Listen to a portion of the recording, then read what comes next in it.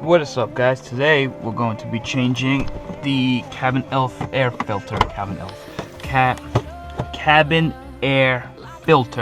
on a 2015 Subaru STI. I mean, it's pretty much the same thing for the STI, the WRX, the Crosstrek. I'm not sure about the Forester, but for those three, it's pretty much the same thing. Now, I got this off Amazon for like 10 bucks.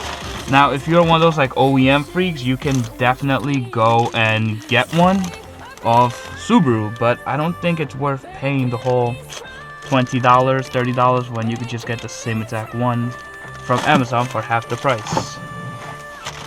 Let me take a look.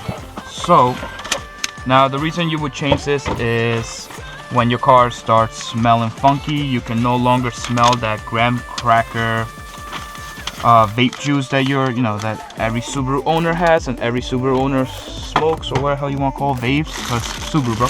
So the only things you need for this is basically pliers. I'm not sure if you need the needle nose or whatever this black one is called. I honestly don't know the name. Whatever. Very simple, very easy, quick install.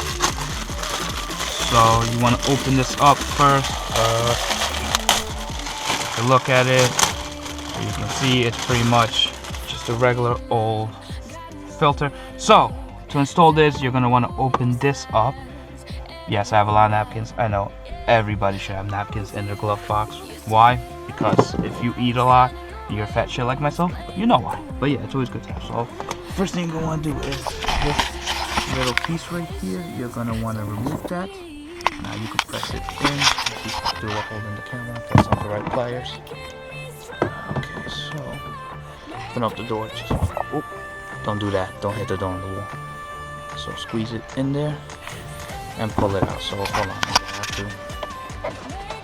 Yeah, so you want to squeeze it and pull it out. So give me one. So you will see there are 4 little clips. Squeeze them, take them out. So you can see I haven't changed mine in like over a year.